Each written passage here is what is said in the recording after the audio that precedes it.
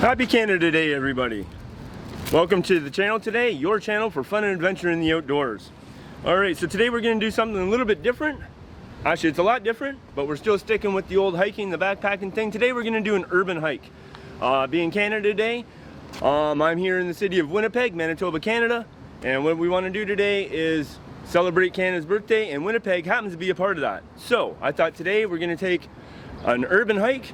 What I have here is I got my hands on a walking tour called The Loop, and today we're going to go and take a look at 50 of the top destinations by Tourism Manitoba of the reason why you guys should all come to this beautiful city and check it out. So, without further ado, let's get going.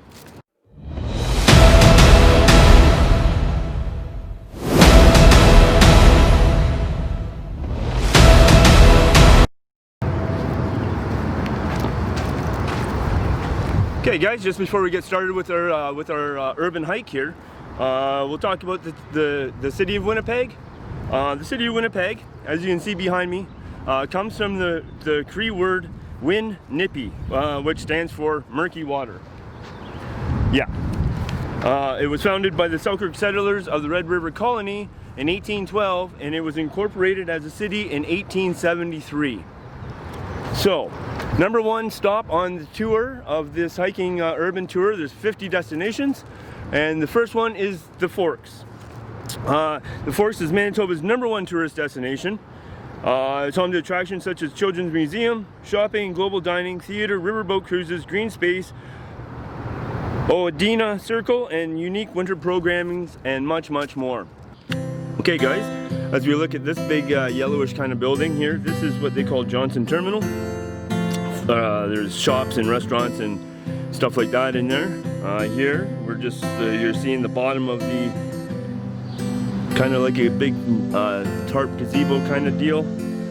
And then as we come over here, this is the Forks Market on this building here with observation tower.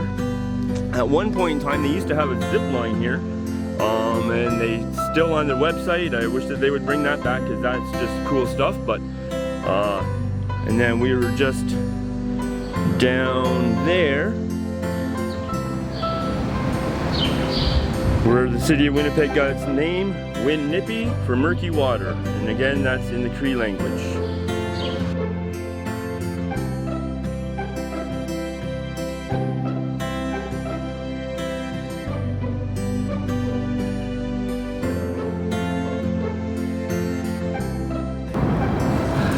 Okay guys, this is where we have the Oadina Circle, if I'm pronouncing that right. I hope that I am.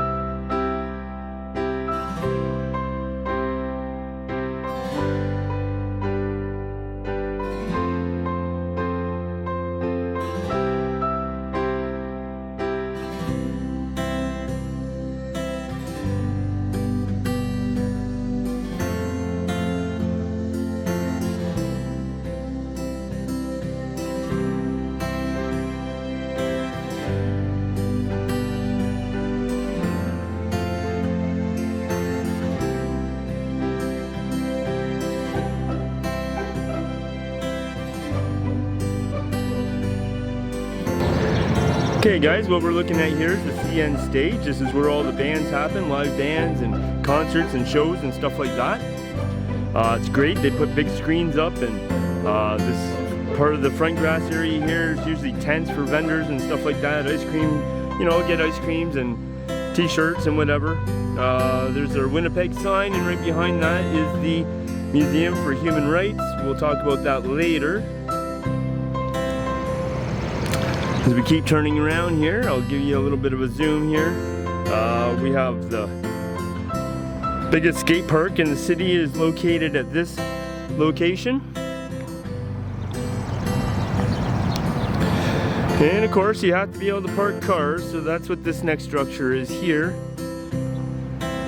Yeah, dead center of the camera. That flat top building is a parking structure, nothing fancy there. course, then you have the Inn at the Forks. And all this grass area that's built up here is great to sit on, to watch the concerts and the shows and stuff like that. So this is an excellent little setup for that.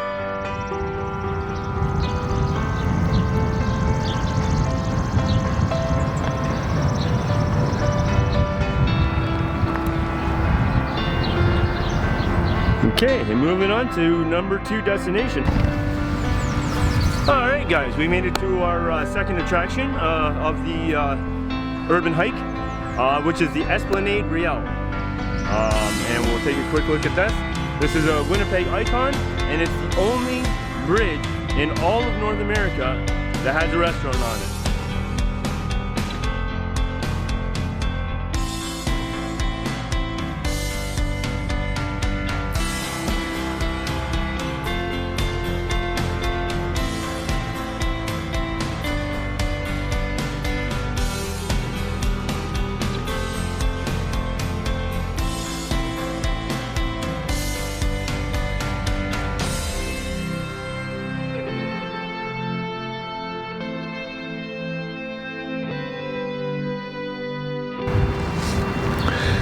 Okay guys, well here we are at Louis Riel's Tombstone.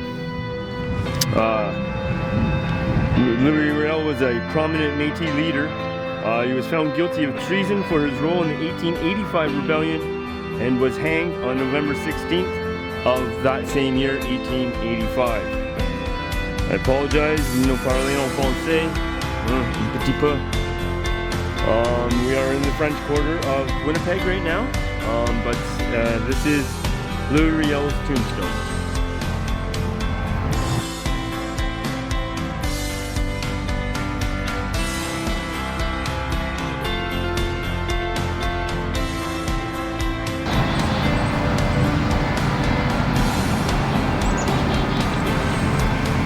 What we have here, ladies and gentlemen, is the St. Boniface Cathedral.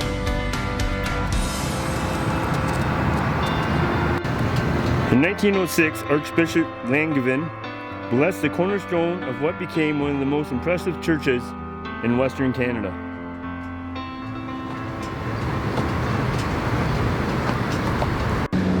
Okay, stop number 5 on our urban hiking loop is the Archbishop's House. Built in 1864, one of the oldest stone buildings in Western Canada.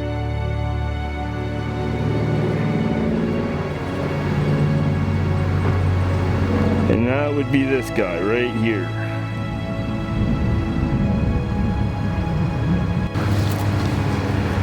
Hey guys, stop number 6 on our urban loop is the St. Boniface University, established in 1818, the only French language university and the oldest post-secondary institution in all of Western Canada.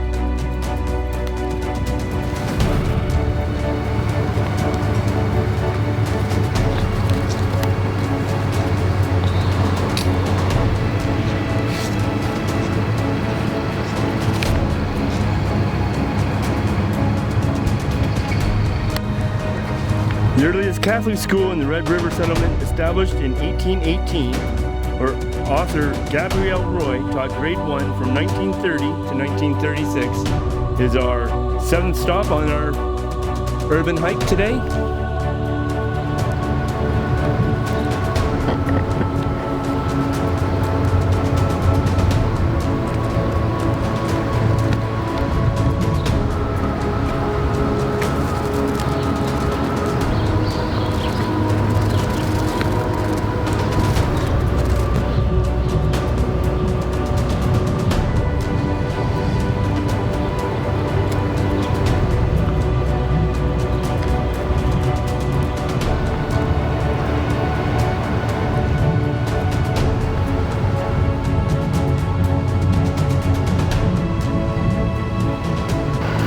St. Joseph's Academy, found at our 8th stop on our urban hike today,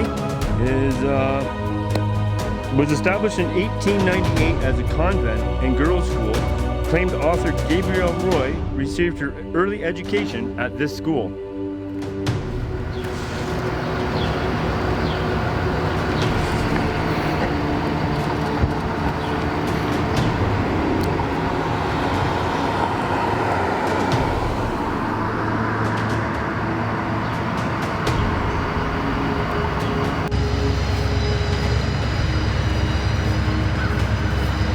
Alright guys, well where we're at now, it used to be the site of the old St. Boniface University. That university was destroyed by fire in 1922. This is stop number 9, Provencher Park.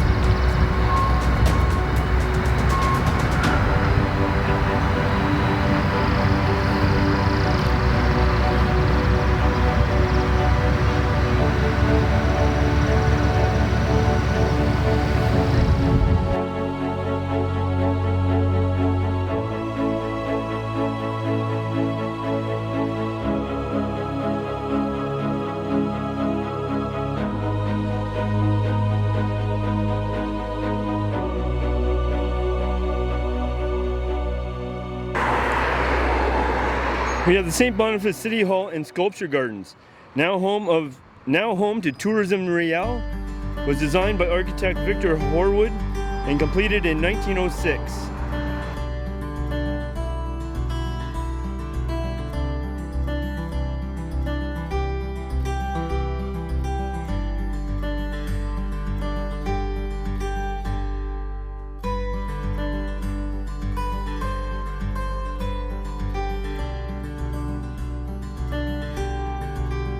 Okay, stop 11 finds us at Joseph Royal Park, commemorates a leading figure in the Francophone community, Joseph Royal, who founded the French newspaper Le Métis in 1871 and La Liberté in 1913.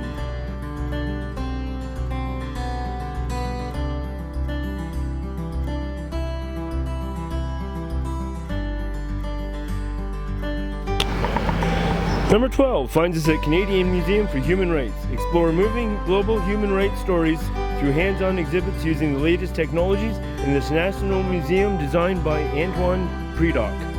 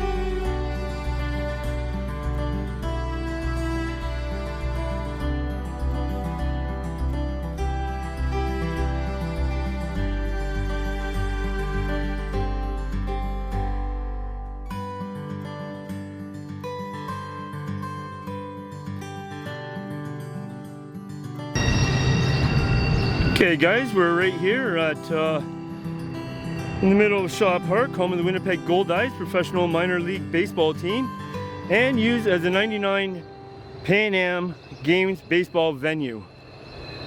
So this is what this is what the view is if you were a pitcher for the Goldeyes playing at home. A beautiful venue here.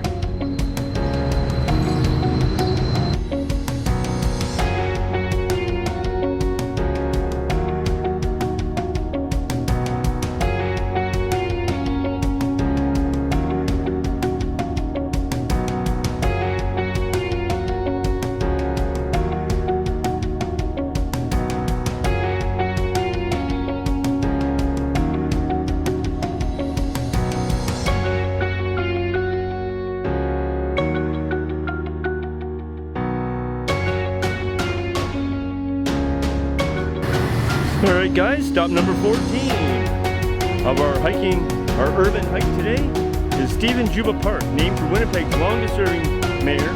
Stephen Juba was once home to shipping docks used by early merchants and now anchors downtown's residential development. Sorry for all the cars and noise and topic, but like it says, it now anchors downtown's residential development. And we can have a look-see here at that, because all of these condos are all brand new.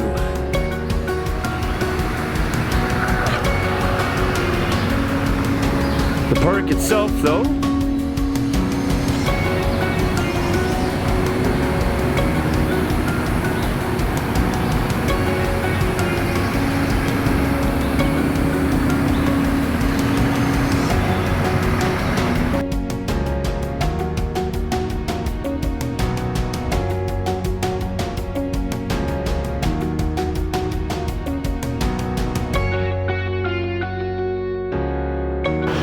next on our list is number 15, Selkirk Settlers Statue. Sculpted by Gerald Lang, commemorates Scottish immigrants who sought freedom, hope, and justice beyond their native shores.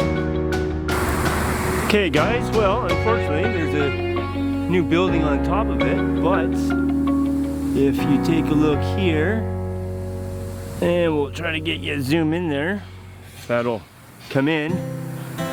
Playing with the sunlight here today.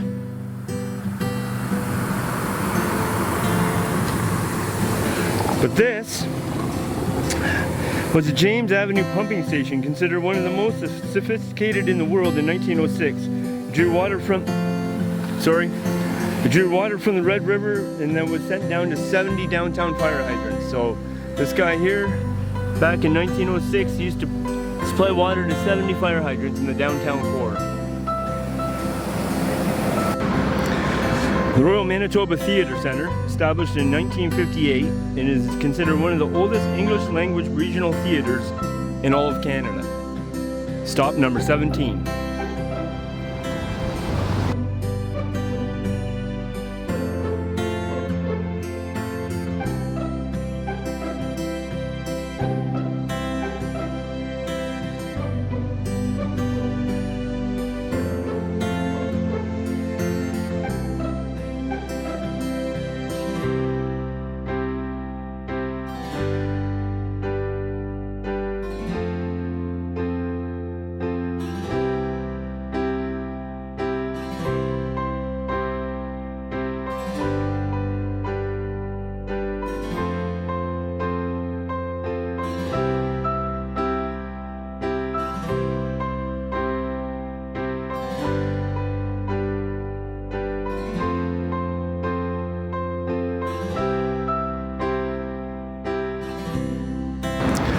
Stop number 18 on the hiking loop today is Pantage's Playhouse Theatre. Created in 1913, the Vaudeville Theatre has been showcased greats such as the Marx Brothers, Stan Laurel, Buster Keaton, Harry Houdini, as well as Milton Berle and others.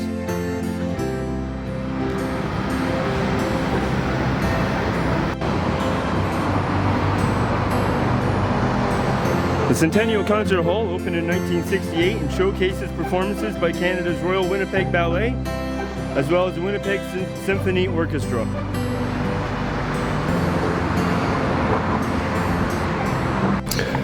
And as we make our way to the 20th stop on our urban hike today, the Manitoba Museum showcases the province's fascinating natural and human history and is also home to a planetarium and science gallery with more than 100 hands-on exhibits.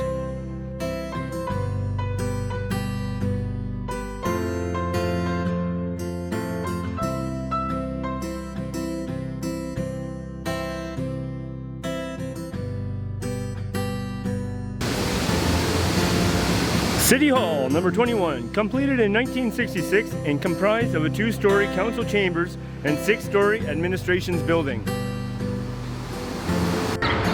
Chinese Cultural Center, number 22 on our list, located in Winnipeg's Chinatown, houses the only Chinese library in Manitoba.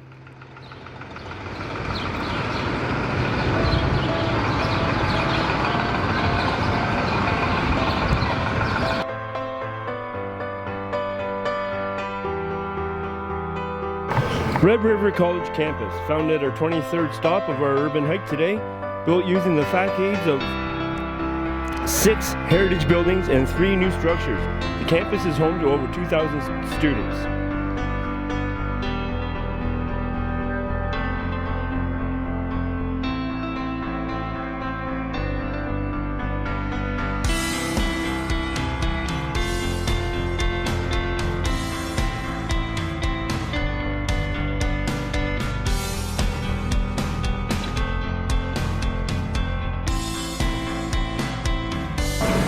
Okay, we're now in the Exchange District. We're at Old Market Square in the Cube.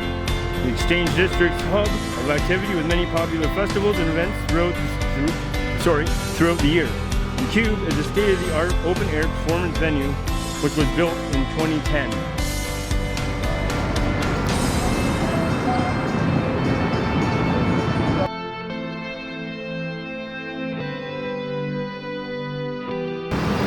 The Ashdown store opened in 1894 as a large and ready supply goods store and named after James Ashdown, an early Winnipeg pioneer and businessman. Now home to the Exchange District Biz.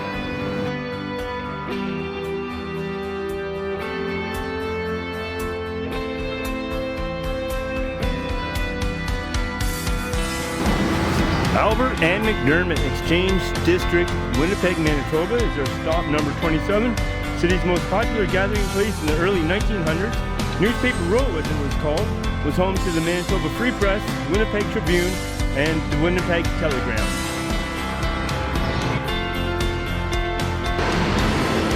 Okay guys, here we are at the corner of Portage and Main and the Bank of Montreal, one of Canada's most famous intersections and referenced in music by Neil Young, Randy Bachman, Stompin' Tom Connors. Completed in 1913, the Bank of Montreal is one of the most compelling heritage and iconic buildings in the whole city.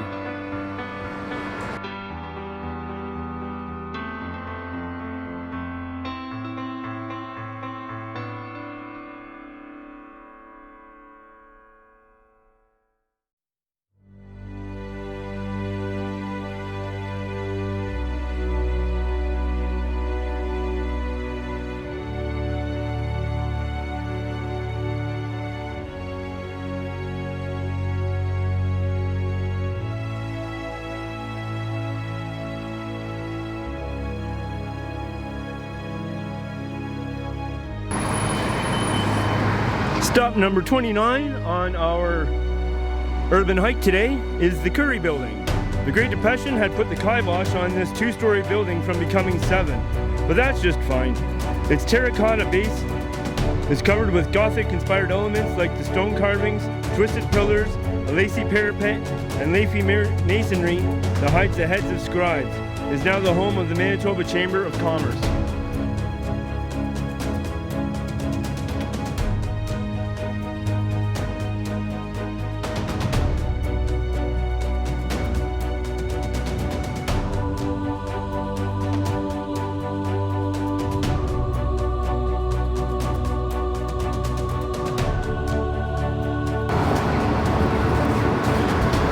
MTS Place, once home to Eaton's department store, is one of North America's busiest event facilities and home to the National Hockey League's Winnipeg Jets since 2011.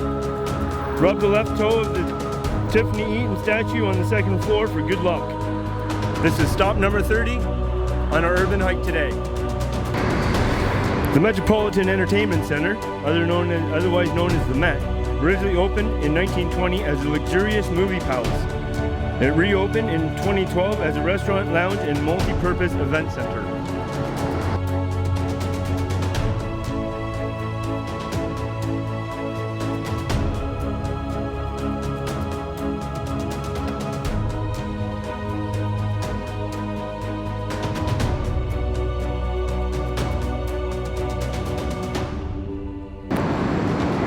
Holy Trinity Anglican Church, constructed in 1884, is home to the city's largest pipe organ.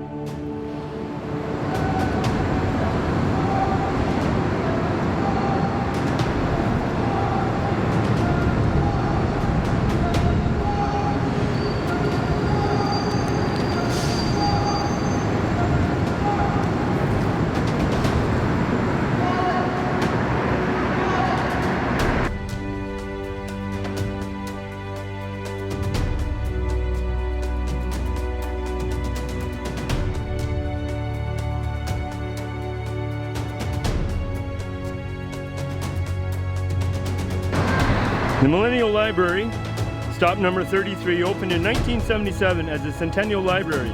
It was renamed and extensively renovated in 2005, serves 5,000 visitors each and every day.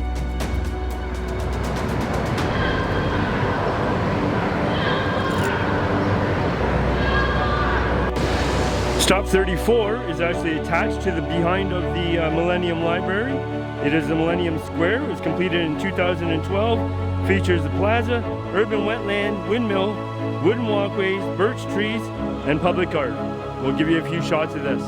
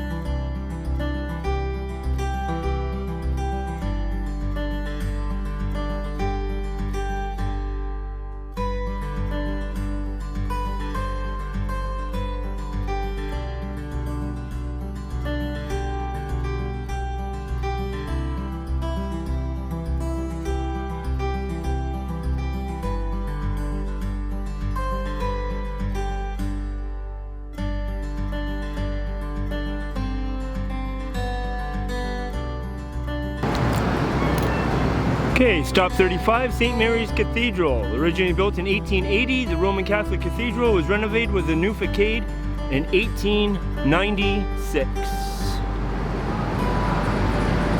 This is stop number 35 of our urban hike today.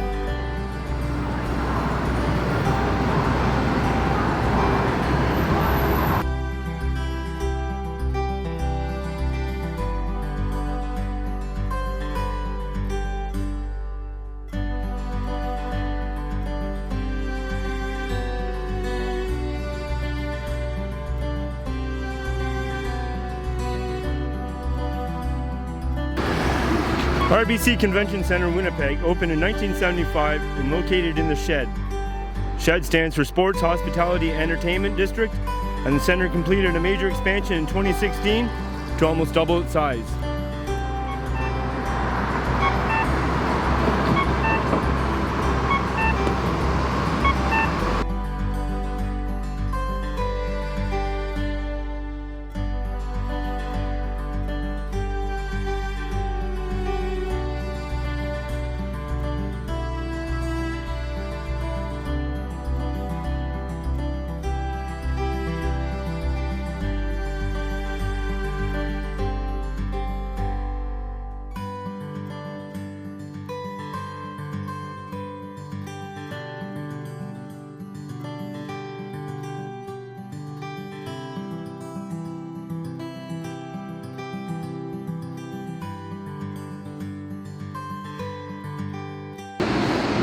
Number 37 on the list is True North Square. Relax in this brand new public plaza featuring water features and unique views with twin curved towers. True North Square, brand new built, and basically just opened at the end of 2019, coming into 2020, is your True North Square.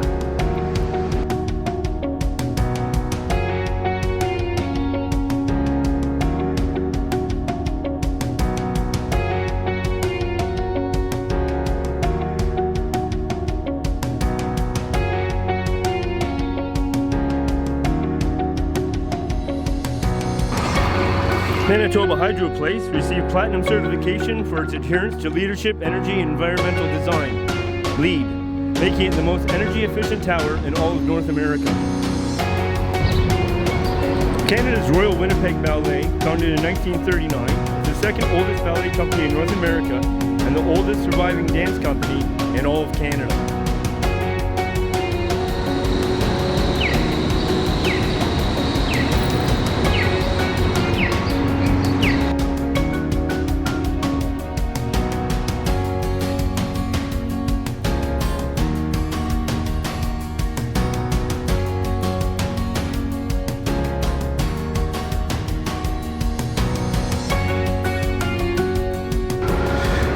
Founded by Royal Charter in 1670, the Hudson Bay Company is the oldest trading company in the world. The store's opening day in Winnipeg in 1926 welcomed 50,000 customers. Number 40 on our stop today is the Bay. The Winnipeg Art Gallery, otherwise known as the WAG, is the oldest civic art gallery in Canada And this year, 2020, it's home to the Inuit Art Center, which will display the world's largest collection of contemporary Inuit art. Next door, Plug-in Institute of Contemporary Art showcases local and international art across all media.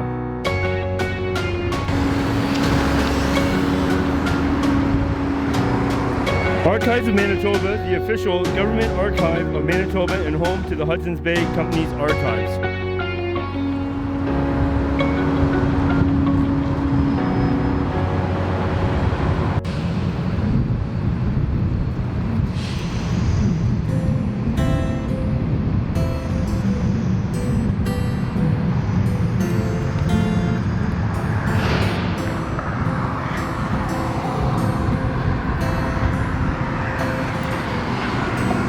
Bond Street Jail, Winnipeg's oldest remaining public building that opened in 1883, was the execution site of serial killer Earl Nelson, nicknamed the Gorilla Killer, who was suspected of murdering nearly 30 women by strangulation.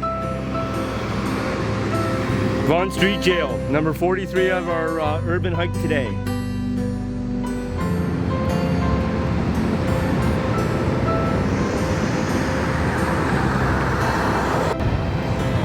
Memorial Park opened in 1961 in honor of the sacrifices made by members of the Canadian Forces.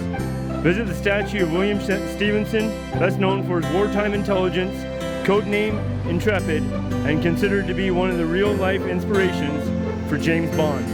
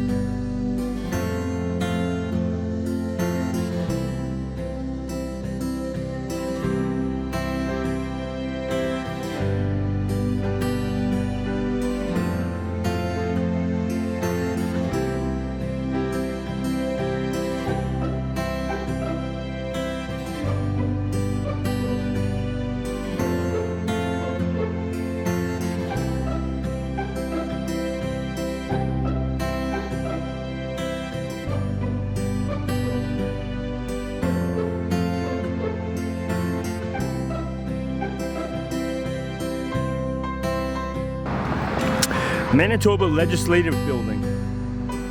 Obviously, as you can see, it's getting a little bit of a facelift and getting some work done. This building was completed in 1920, and you can actually take a nationally acclaimed hermetic coat tour to learn about the building's architectural secrets. The golden boy is the little fella, or the big fella actually, that's perched on the very peak of the building.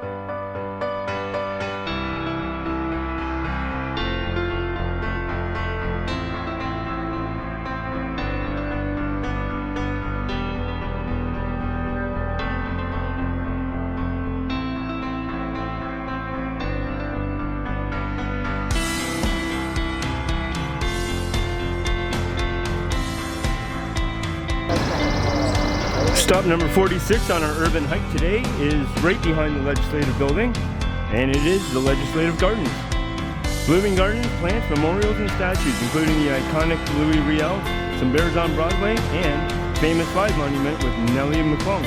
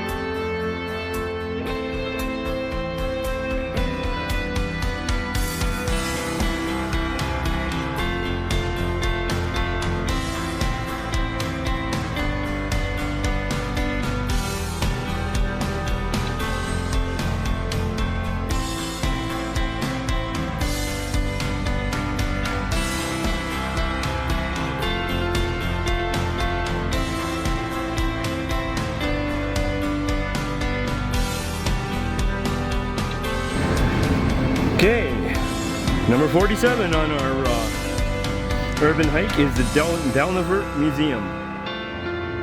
It's 1895 restored home of Sir Hugh John Macdonald, son of Sir John A. Macdonald, Canada's first Prime Minister.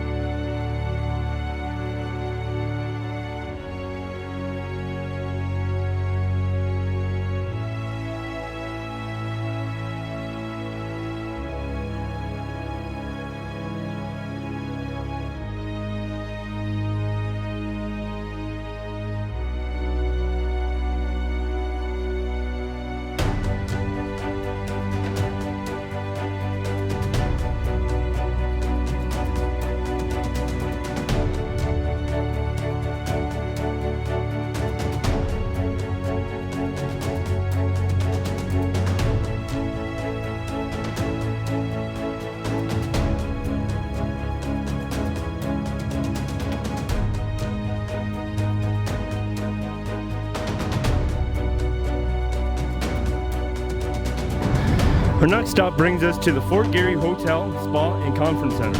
Built in 1913 by the Grand Trunk Pacific Railway, it is rumored to be haunted with ghosts. This grand hotel houses the luxurious 10 Spa.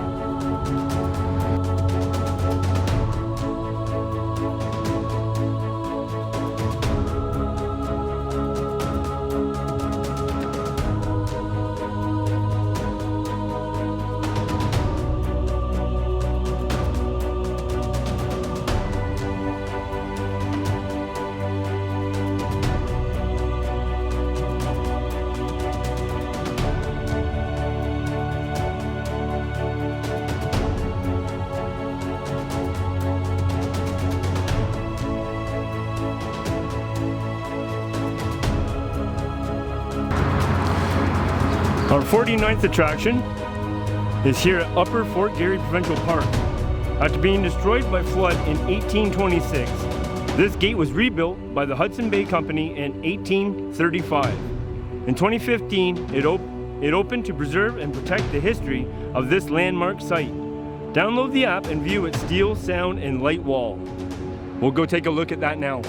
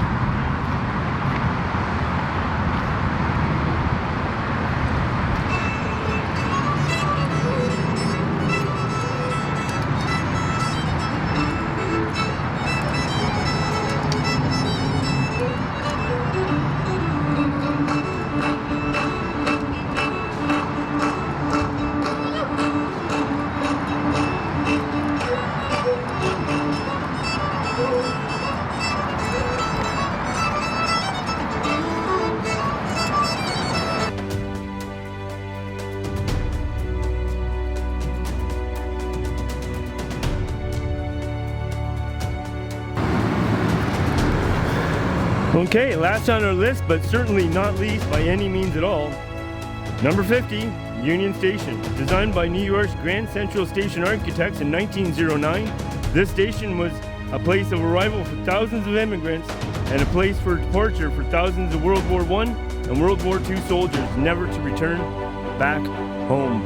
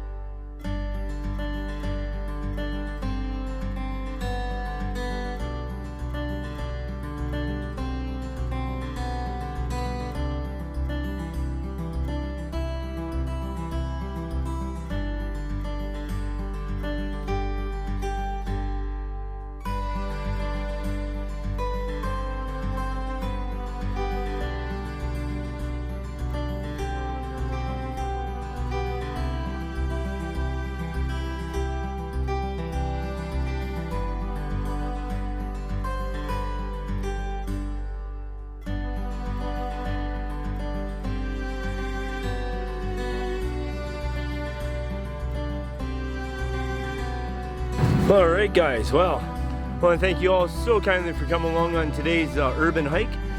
Something that I totally is new to me. I haven't really done an urban hike before. Ooh, I'm hot. It's just hot. It's like 42 degrees at the Humidex right now. Could use some water right now. Absolutely feeling pretty parched. So yeah, that was according to Tourism Winnipeg. They're 50. A good selection. They have other things too, but this is if you go on Tourism Winnipeg / the loop, that's the trip that we did today. So if you want to find out any information on anything that you've seen on today's video, or you'd like to get for more information just on the whole loop itself, it was a 10-kilometer loop. It took us most of the day because I was doing filming, but you know, normally you get this done in about 4 hours, you know, so not too bad. But there's 50 great reasons why Winnipeg is an integral part of Canada. So, from LEATHERTRAMP to you, I want to wish you all a happy Canada Day. Happy Canada Day to happy birthday to Canada itself. And until the next one, you know it, get out and stay out. Thanks so kindly for your hang time today, guys. Enjoy your Canada Day celebrations.